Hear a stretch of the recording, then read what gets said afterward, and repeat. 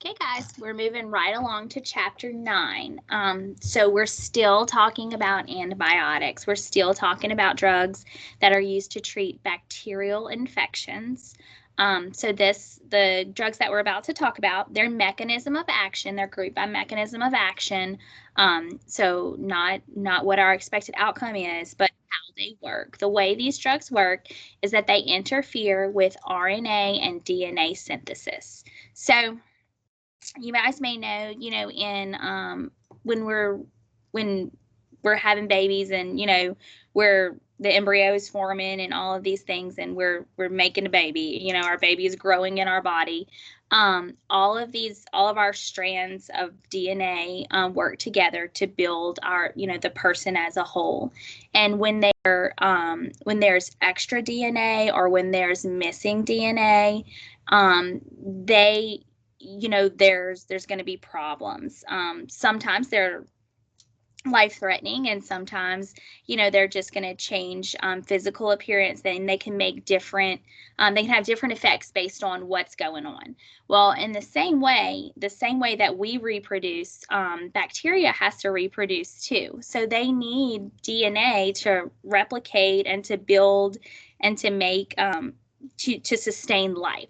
So if we can interfere with the making of that DNA and the messenger RNA, so remember, synthesis is the making of, if we can interfere with that, then essentially we are going to kill those bacteria. So that's how these antibacterial drugs work. And so we're going to talk about the only class that we're going to talk about that works that way specifically is the fluoroquinolones.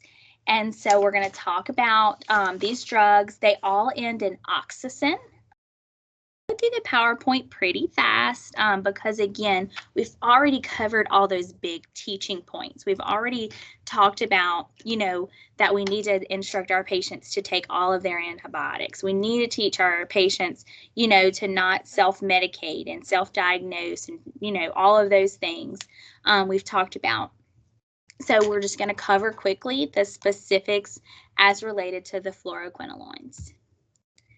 All right.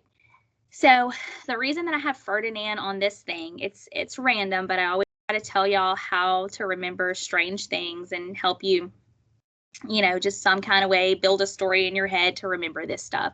So my baby boy loves Ferdinand. So Ferdinand fluoroquinolones. So think of that.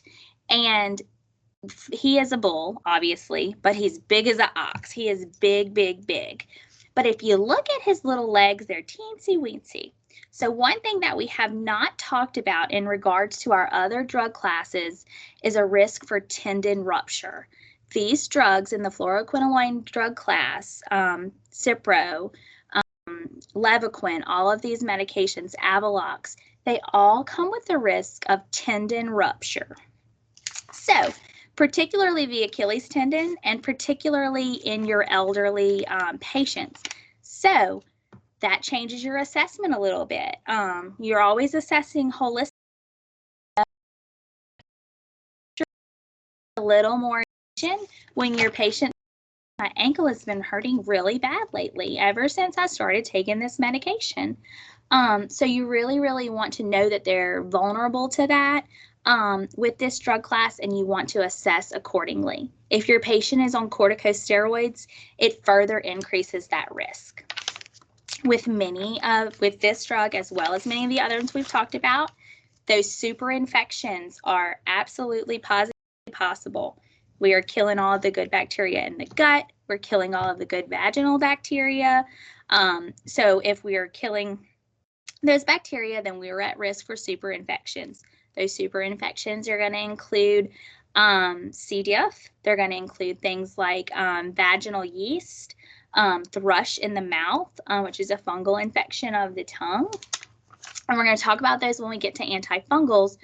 But again, assessment is key. If your patient says, ever since I started taking this medication, my tongue just feels raw, you need to know that that is indicative of a super infection. You need to know it's indicative of another problem. So, lucky for you, shortest chapter ever. I'm going to go through my PowerPoint, and I'm only going to point out those key things, but you must know what they end in. You must know that their mechanism of action is to interfere with the synthesis of bacterial DNA. So they can't reproduce without that. Ultimately, the bacteria and they die.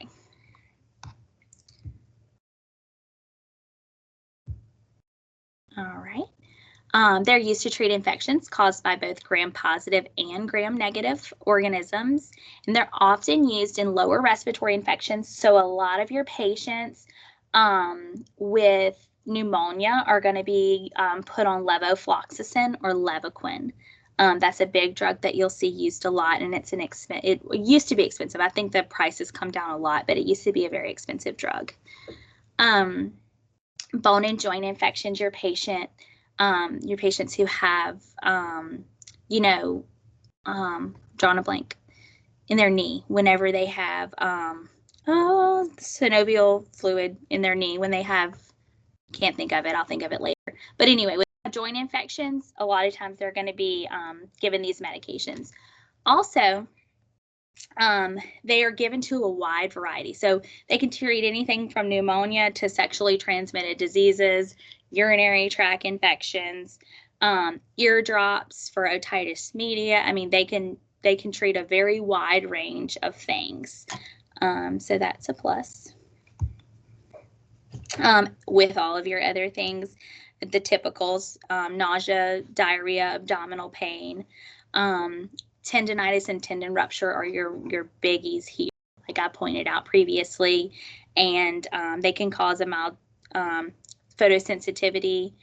So when you're studying your drugs, think about, try to group things together. You have to keep separate boxes in your head, but when you see photosensitivity, you can think fluoroquinolones, but say, oh, also in sulfonamides. So try to group those things together across drug classes as well. And we are given these generally in the oral form. We're not going to give them usually to patients who are less than 18.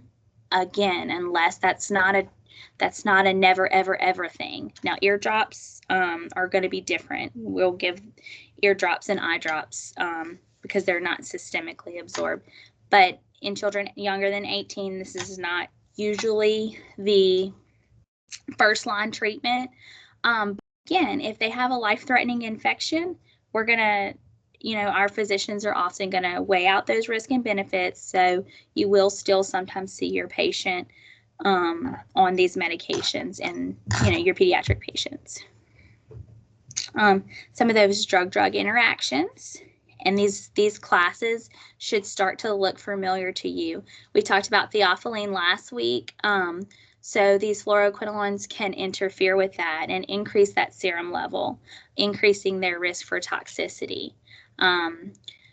We talked about our oral anticoagulants like warfarin. These medications can increase the risk of bleeding. So at the end of the day, you have to make sure that you have accurate list of all their medications and that you are educating them accordingly.